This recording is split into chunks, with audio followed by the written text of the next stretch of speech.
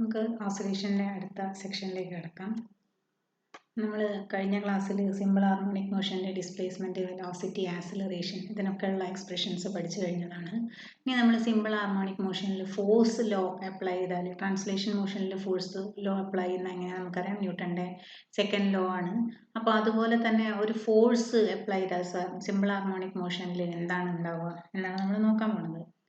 ന്യൂട്ടൻ്റെ second law simple harmonic motion, simple harmonic oscillator എന്ന് പറഞ്ഞാൽ simple harmonic motion execute ചെയ്യുന്ന എന്തെങ്കിലും ഒരു ഇൻസ്ട്രുമെൻ്റ്, അതായത് അത് സ്പ്രിങ് ആവാം, സിമ്പിൾ പെൻഡുലം ആകാം, അങ്ങനെ എന്തും അതിനെയാണ് നമ്മൾ ഈ ഓസിലേറ്റർ എന്ന് വിളിക്കാം.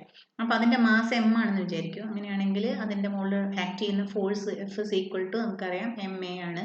പക്ഷേ എ ആക്സിലറേഷൻ, മാസും acceleration of the S H M എന്ന് പറഞ്ഞാൽ മൈനസ് ഒമേഗ സ്ക്വയർ എക്സ് ആണ്. So F is equal to minus M omega square x. ഈ കോൺസ്റ്റന്റിന് എം ഒരു കോൺസ്റ്റന്റ് ആണ്, ഒമേഗ സ്ക്വയറും കോൺസ്റ്റന്റ് ആണ്. നമ്മൾ എക്സ് ഡിസ്പ്ലേസ്മെന്റിൽ മാത്രമല്ലേ മാറ്റം ഉണ്ടാവുള്ളൂ. So F is equal to minus K x, where K എന്ന് പറയുന്ന കോൺസ്റ്റന്റ് ആണ്, എം ഒമേഗ സ്ക്വയർ ആണ്. അതായത് forces proportional to displacement. Negative sign എന്താണ് കാണിക്കുന്നത്? Direction of forces opposite to displacement. നേരത്തെ സിമ്പിൾ പെൻഡലത്തിന്റെ കേസിൽ നമ്മൾ കണ്ടതാണ്. മീൻ പൊസിഷനിലേക്ക് നമ്മൾ വലിച്ചു വിടുന്ന സാധനം വരുന്നത് എന്തുകൊണ്ടാണ്? ആ നടുവിൽ ഒരു ഫോഴ്സ്, അതിനെ റീസ്റ്റോറിങ് ഫോഴ്സ് അതിൻ്റെ മുകളിൽ ആക്ട് ചെയ്യുന്നത് കൊണ്ടാണ്. സോ നമ്മൾ ഡിസ്പ്ലേസ്മെന്റ് എപ്പോഴും ഈ ഫോഴ്സിന് ഓപ്പോസിറ്റ് ആയിരിക്കും, അപ്പോഴാണ് ഫോഴ്സ് അതിനെ തിരിച്ച് വലിക്കുക. So forces inverse, direction of forces opposite to that of displacement. അപ്പോൾ K is equal to F by X എന്ന് കിട്ടും. ഫോഴ്സ് കോൺസ്റ്റന്റിനെ നമ്മൾ ഡിഫൈൻ ചെയ്യാൻ പോവുകയാണ്. എക്സ് 1 മീറ്ററും ആണെങ്കിൽ കെ ഈസ് ഈക്വൽ ടു എന്താണ്? എഫ് ആണ്. So force constant K is equal to force acting on the oscillator when displacement is unity. അതായത് K ഫോഴ്സ് കോൺസ്റ്റന്റ് എന്ന് പറയുന്നത് ഫോഴ്സ് തന്നെയാണ് എപ്പോൾ ഡിസ്പ്ലേസ്മെന്റ് യൂണിറ്റി ആകുമ്പോൾ. യൂണിറ്റ് ഓഫ് K എന്തായിരിക്കും? ഈക്വേഷനിൽ നിന്ന് ന്യൂട്ടൺ പെർ മീറ്റർ. ഇനി ഇതൊരു ഇമ്പോർട്ടൻ്റ് ആയിട്ടുള്ള ഡെറിവേഷൻ ആണ്. സിമ്പിൾ ഹാർമോണിക് മോഷന്റെ ടൈം പീരിയഡിനുള്ള എക്സ്പ്രഷൻ എങ്ങനെയാണ്? കെ എന്നുള്ള ഇക്വേഷൻ നമ്മൾ തുടങ്ങുന്നത് force constant K is equal to M omega square. അതിൽ നിന്ന് omega square is equal to K by M, omega equal to root of K by M. Omega എന്ന് പറഞ്ഞാൽ നമുക്കറിയാം angular frequency is equal to 2π by T ആണ്. നമ്മൾ substitute ചെയ്ത് കൊടുക്കുന്നു. Is equal to root of K by M. അതിൽ നിന്ന് T is equal to 2π into root of M by K. ഇത് ഓർത്ത് വെക്കണം കേട്ടോ, പ്രോബ്ലം ചെയ്യാൻ ആവശ്യമുണ്ടാകും. T is equal to 2π into root of M by K. ഇനി ഓസിലേറ്റേഴ്സിനെ നമുക്ക് രണ്ട് തരത്തിൽ ഡിഫൈൻ ചെയ്യാം, രണ്ട് തരത്തിൽ ഡിഫറൻഷിയേറ്റ് ചെയ്യാം. ഒന്ന് ലീനിയർ ഓസിലേറ്റർ ആണ്, ഒന്ന് നോൺ ലീനിയർ ഓസിലേറ്റർ ആണ്. നമ്മൾ ആദ്യം പറഞ്ഞ കേസ്, അതായത് എഫ് പ്രപ്പോർഷണൽ ടു എക്സ്, ഡിസ്പ്ലേസ്മെന്റിന് പ്രപ്പോർഷണലും ഓപ്പോസിറ്റ് ഇൻ ഡയറക്ഷനും ആണെങ്കിൽ നമ്മൾ അത്തരം ഓസിലേറ്ററുകളെ ലീനിയർ ഓസിലേറ്റർ എന്ന് വിളിക്കും. F proportional to X square ആണെങ്കിൽ, ഹയർ ടേംസ് എക്സിന്റെ ഹയർ പവേഴ്സിനായിട്ടാണ്, ഡിസ്പ്ലേസ്മെന്റിന്റെ ഹയർ പവേഴ്സിനായിട്ടാണ് എഫ് പ്രപ്പോർഷൻ എങ്കിൽ അത്തരം ഓസിലേറ്ററുകളെ നമ്മൾ നോൺ ലീനിയർ ഓസിലേറ്റേഴ്സ് എന്ന് വിളിക്കും. F proportional to X square, F proportional to X cube, അതൊക്കെ നോൺ ലീനിയർ ഓസിലേറ്റേഴ്സ് ആണ്. ഒരു പ്രോബ്ലം നോക്കാം. ഈ പ്രോബ്ലം ഒന്ന് ശ്രദ്ധിക്കണം. Two identical springs of spring constant K are attached to a block of mass M and to fixed supports as in figure. രണ്ട് അറ്റവും fix ചെയ്തിട്ടുണ്ട് സ്പ്രിങ്ങിന്റെ. രണ്ട് സ്പ്രിങ്ങിന്റെയും ഒരറ്റത്ത് ഒരു മാസ് എം കണക്ട് ചെയ്തിട്ടുണ്ട്. When mass m is displaced from its equilibrium position on either side, it executes a simple harmonic motion. Find the period of oscillation എന്നാണ് ചോദിച്ചിട്ടുള്ളത്. അപ്പോൾ എമ്മിനെ നമ്മൾ എങ്ങോട്ടെങ്കിലും ഈ വലതുവശത്തേക്കൊന്ന് വലിച്ചിട്ട് വിടുകയാണെന്ന് വിചാരിക്കൂ.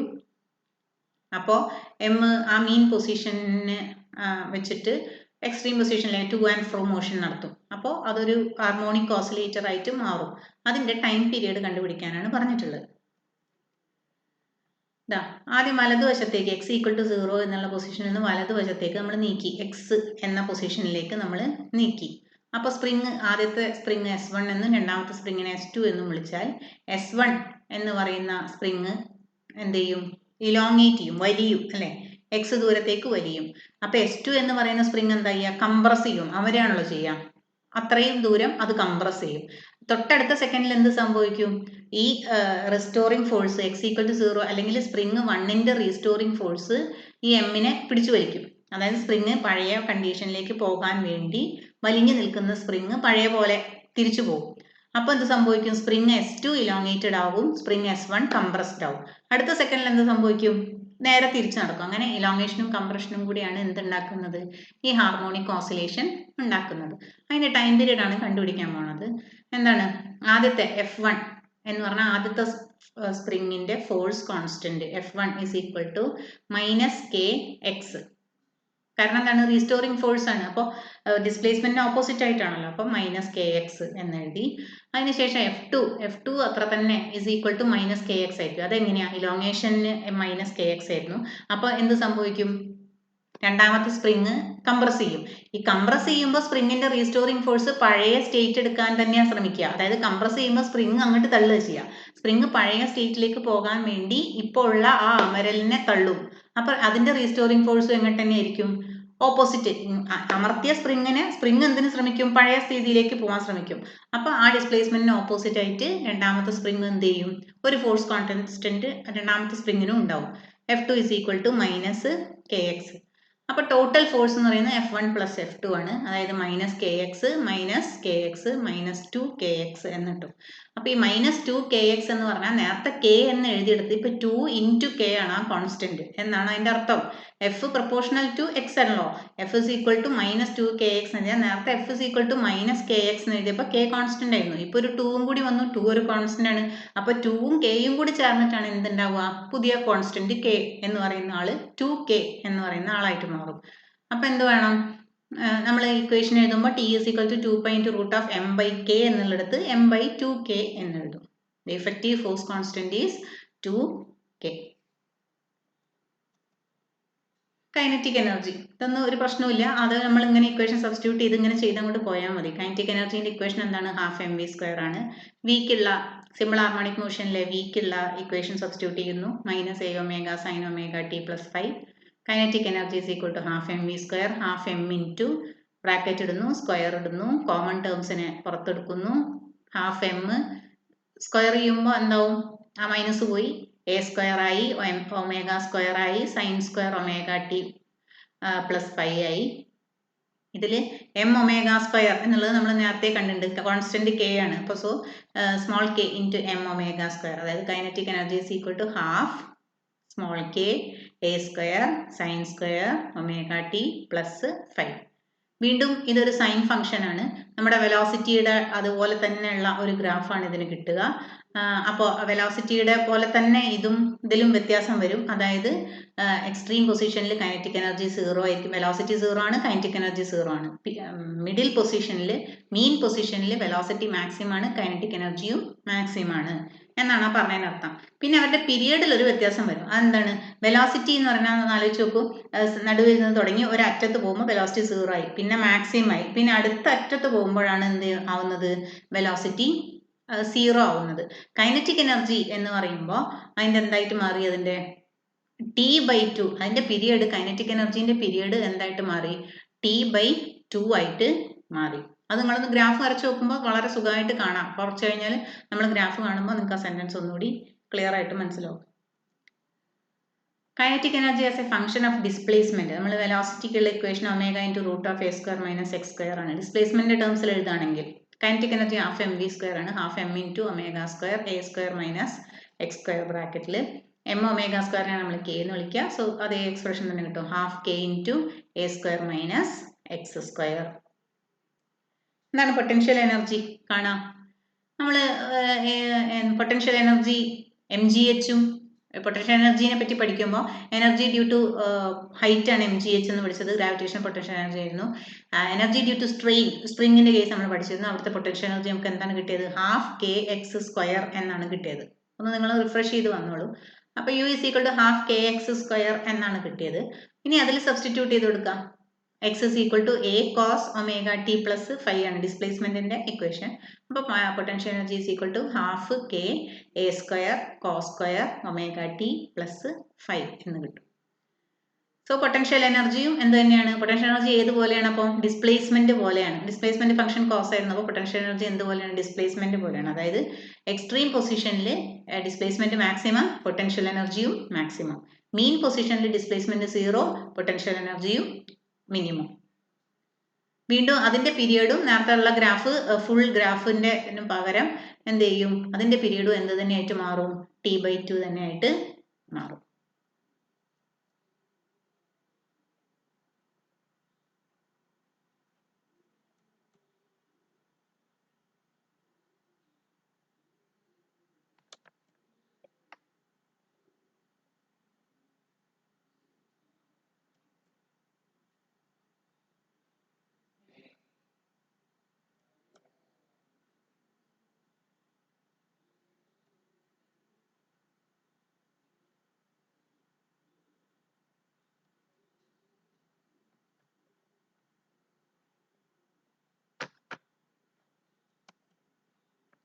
ഈ ടോട്ടൽ എനർജി എങ്ങനെയാണ് ടോട്ടൽ എനർജി കാണാം, കൈനറ്റിക് എനർജിയും പൊട്ടൻഷ്യൽ എനർജിയും കൂടി കൂട്ടുക.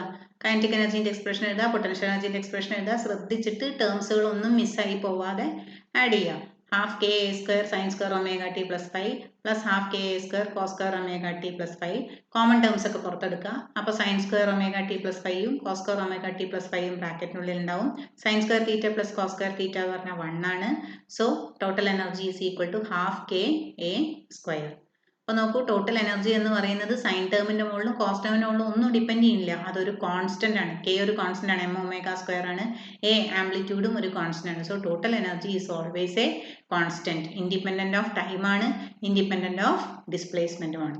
അതായത് കൈനറ്റിക് എനർജിയിലുള്ള കൺവേർഷൻ എന്തായി, കൈനറ്റിക് എനർജി കുറഞ്ഞു വരുമ്പോൾ പൊട്ടൻഷ്യൽ എനർജി കൂടി വരും. പൊട്ടൻഷ്യൽ എനർജി കുറഞ്ഞു വരുമ്പോൾ കൈനറ്റിക് എനർജി കൂടി വരും. എപ്പോഴും ടോട്ടൽ എനർജി എന്തായിരിക്കും, ഒരു കോൺസ്റ്റന്റ് ആയിരിക്കും. ഇനി അതിന്റെ സ്പെഷ്യൽ കേസ് നോക്കാം. എന്താണ് മീൻ പൊസിഷനിൽ കൈനറ്റിക് എനർജിയും പൊട്ടൻഷ്യൽ എനർജിയും ടോട്ടൽ എനർജി എന്ന് നോക്കാം. മീൻ പൊസിഷനിൽ x is equal to 0 ആണല്ലോ. കൈനറ്റിക് എനർജിന്റെ ഇക്വേഷൻ എന്താ, half k into a square minus x square. X 0 ആയാൽ ഹാഫ് കെ എ സ്ക്വയർ എന്ന് കിട്ടും. Potential energy half K X square ആണ്.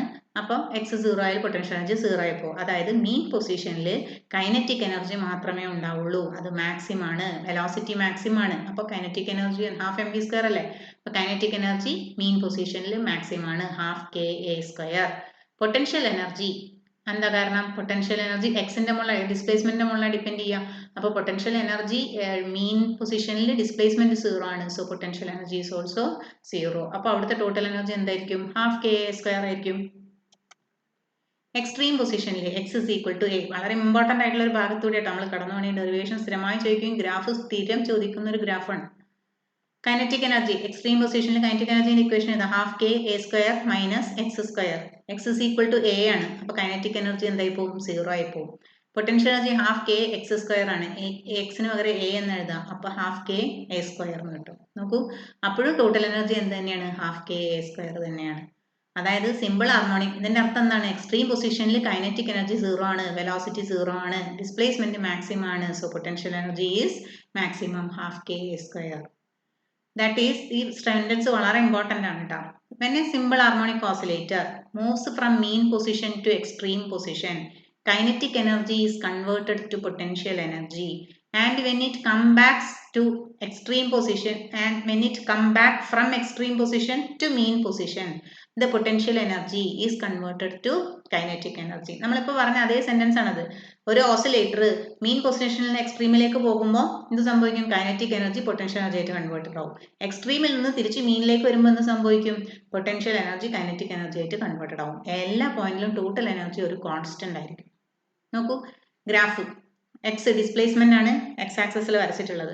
വൈ ആക്സിസിലാണ് നമ്മൾ പ്ലോട്ട് ചെയ്യാൻ പോണത്. എക്സ് 0 ആവുമ്പോൾ ഏതാണ്, മീൻ പൊസിഷൻ ആണ്. അവിടെ എന്താണ് മാക്സിമം ഉണ്ടാവുക, വെലോസിറ്റി മാക്സിമം ആണ്. സോ കൈനറ്റിക് എനർജി മാക്സിമം ആണ്. കണ്ട, അപ്പോൾ ആ പോയിന്റിൽ കൈനറ്റിക് എനർജി മാക്സിമം ആണ്. എക്സ്ട്രീം പൊസിഷനിൽ വെലോസിറ്റി 0, കൈനറ്റിക് എനർജി 0 ഉണ്ടോ, ഇപ്പം ഇവിടെ ഇവിടെ. അപ്പം ആ 3 പോയിന്റും കൂടി വരച്ചാൽ ഒരു റാ എന്ന് എഴുതിയ പോലെയുള്ള ഒരു ഗ്രാഫാണ് കിട്ടുക. കൃത്യമായി ഓർത്ത് വെക്കണം, കൺഫ്യൂഷൻ ആക്കരുത്. അടുത്തത് എക്സ്ട്രീം പൊസിഷനിൽ പൊട്ടൻഷ്യൽ എനർജി മാക്സിമം. കണ്ടോ, മീൻ പൊസിഷനിൽ പൊട്ടൻഷ്യൽ എനർജി മിനിമം 0, എക്സ്ട്രീം പൊസിഷനിൽ വീണ്ടും പൊട്ടൻഷ്യൽ എനർജി മാക്സിമം. സോ അതിന് ആ 3 പോയിന്റുകളെ ചേർത്താൽ ഒരു യു എഴുതിയ പോലെയുള്ള ഗ്രാഫാണ് കിട്ടുക. ഓർത്ത് വെക്കാൻ എളുപ്പമുണ്ട്. പൊട്ടൻഷ്യൽ എനർജി നമ്മൾ യു എന്ന ലെറ്റർ കൊണ്ടാണ് സൂചിപ്പിക്കുക. അപ്പോൾ പൊട്ടൻഷ്യൽ എനർജിന്റെ ഗ്രാഫ് എന്തുപോലെ ഉണ്ടാവും, യു പോലെ ഉണ്ടാവും. കൈനറ്റിക് എനർജിന്റെ ഗ്രാഫ് നേരെ തിരിയും, റാ പോലെ ഉണ്ടാവും. ഇതിൽ ഓരോ പോയിന്റ് എടുത്താലും കണ്ടോ, ടോട്ടൽ എനർജി എന്ന് പറയുന്ന ഒരു സ്ട്രെയിറ്റ് ലൈനാണ്. ഏത് പോയിന്റ് എടുത്താലും ഇത് രണ്ടുപേരും കൂടി ചേരുമ്പോൾ ഉള്ള ടോട്ടൽ എനർജി എന്ന് പറയുന്നത് എന്തായിരിക്കും? ഒരു കോൺസ്റ്റന്റ് ആയിരിക്കും. A block of mass 1 kilogram is fastened to a spring of spring constant 50 Newton per meter. Block is pulled to a distance x equal to 10 centimeter from its equilibrium position at x equal to 0 on a frictionless surface from rest at t is equal to 0. Calculate kinetic energy, potential energy and total energy when the block is 5 centimeter from the mean position. ആദ്യം തന്ന ഡാറ്റകളൊക്കെ എഴുതാം. Mass 1 kilogram, spring constant 50 newton per metre, distance x 10 centimetre ആണ് maximum distance. അപ്പോൾ amplitude is equal to 10 centimetre, അതായത് 0.1 metre. ഇനി എവിടെ ഉള്ളതാ കണ്ടുപിടിക്കാൻ പറഞ്ഞത്? 5 സെന്റിമീറ്ററിലാണ്, അതായത് 0.05 മീറ്ററിലുള്ള എക്സ് എന്ന് പറയുന്നത് ആ പോയിന്റ് ആണ്. കൈനറ്റിക് എനർജിയും പൊട്ടൻഷ്യൽ എനർജിയും ടോട്ടൽ എനർജി. കൈനറ്റിക് എനർജിന്റെ ഇക്വേഷൻ എഴുതുക, half k into a square minus x square. എല്ലാം ഡയറക്റ്റ് ആയിട്ട് തന്നിട്ടുണ്ട്, എല്ലാം സബ്സ്റ്റിറ്റ്യൂട്ട് ചെയ്യുക. You will get the answer as 0.1875 joules. Potential energy half K X square. എല്ലാ വാല്യൂസും ഉണ്ട്, ഡയറക്റ്റ് ആയിട്ട് സെന്റിമീറ്ററിനെ മീറ്ററിലേക്ക് മാറ്റണം. എല്ലാത്തിനെയും SI യൂണിറ്റിലേക്ക് മാറ്റണം. അത് മാത്രം ശ്രദ്ധിച്ചാൽ മതി. പൊട്ടൻഷ്യൽ എനർജിയും കിട്ടും. ടോട്ടൽ എനർജി അത് രണ്ടും കൂടി കൂട്ടാം, 0.25 joules. A particle executes a simple harmonic motion with amplitude A, total energy E. At any instant, its kinetic energy is 3E/4. Its displacement at that instant. Kinetic energy 3E/4 ആ തന്നിട്ടുണ്ട്. Total energy എപ്പോഴും ഒരു constant ആണ്, അതായത് 1E എന്ന് വിചാരിച്ചോളൂ. അങ്ങനെയാണെങ്കിൽ kinetic energy 3/4E ആണെങ്കിൽ potential energy എത്രയായിരിക്കും? 1/4E ആണ്. അപ്പോൾ പൊട്ടൻഷ്യൽ എനർജിന്റെ ഇക്വേഷൻ എഴുതാം, half K X square is equal to 1/4 into energy, total energy എന്താണ് equation? Half K A square. Substitute ചെയ്യാം. X square is equal to A square by 4 എന്ന് കിട്ടും. X is equal to a/2 എന്ന് കിട്ടും. ആകെ ഒരു കാര്യം അറിയണ്ടു, ടോട്ടൽ എനർജി ഒരു കോൺസ്റ്റന്റ് ആണ്. അപ്പോൾ കൈനറ്റിക് എനർജി 3/4 ഭാഗം ടോട്ടൽ എനർജി E ആണെന്ന് തന്നിട്ടുണ്ട്. അതിന്റെ 3/4 ഭാഗം കൈനറ്റിക് എനർജി എന്ന് പറഞ്ഞാൽ ബാക്കി 1/4 ഭാഗമായിരിക്കും എന്ത്? Potential energy. പൊട്ടൻഷ്യൽ എനർജിന്റെ ഇക്വേഷൻ ഹാഫ് കെ എക്സ് സ്ക്വയറിനെ എന്തുമായിട്ട് സബ്സ്റ്റിറ്റ്യൂട്ട് ചെയ്യാം? 1/4 ഇൻറ്റു ടോട്ടൽ എനർജി. എപ്പോഴും total energy half K A square ആണ്, നമ്മൾ കണ്ടതാണ്. അപ്പോൾ അതുമായിട്ട് ഇക്വേറ്റ് ചെയ്യാം, എക്സ് സ്ക്വയറിനുള്ള വാല്യൂ കിട്ടും. A 0.15 kilogram toy is undergoing simple harmonic motion on the end of a horizontal spring. ഒരു സ്പ്രിങ്ങിന്റെ അറ്റത്ത് ഒരു പാവയെ കണക്ട് ചെയ്തിട്ടുണ്ട്. അതിനെ പിടിച്ചിങ്ങോട്ട് വലിച്ചു വിട്ടാൽ ആ ടോയ് ഇങ്ങനെ അങ്ങോട്ടും ഇങ്ങോട്ടും എന്ത് ചെയ്യും? സിമ്പിൾ ഹാർമോണിക് മോഷൻ എക്സിക്യൂട്ട് ചെയ്യും. സ്പ്രിങ്ങിന്റെ ഫോഴ്സ് കോൺസ്റ്റന്റ് തന്നിട്ടുണ്ട് 300 ന്യൂട്ടൺ പെർ മീറ്റർ. ഓബ്ജക്റ്റിന്റെ മാസ് തന്നിട്ടുണ്ട്, സ്പീഡ് തന്നിട്ടുണ്ട്, ഇക്വിലിബ്രിയം പൊസിഷനിൽ സ്പീഡ് തന്നിട്ടുണ്ട്. എന്താണ് അതിന്റെ total energy, amplitude, maximum speed എന്നൊക്കെയാണ് ചോദ്യം. തന്ന വാല്യൂസ് ഒക്കെ ആദ്യം എഴുതാം. മാസ് തന്നിട്ടുണ്ട്, സ്പ്രിംഗ് കോൺസ്റ്റന്റ് തന്നിട്ടുണ്ട്, എക്സ് എപ്പോഴാണ് ചോദിച്ചിട്ടുള്ളത്? ഇതാ ഓബ്ജക്റ്റ് 0.01 മീറ്ററിലായിരിക്കുമ്പോൾ ഫ്രം ദി ഇക്വിലിബ്രിയം പൊസിഷനിലാണല്ലോ ചോദ്യം. അപ്പോൾ എക്സ് ഇസ് ഈക്വൽ ടു എന്താണ്? 0.012. അത് സബ്സ്റ്റിറ്റ്യൂട്ട് ചെയ്യാം.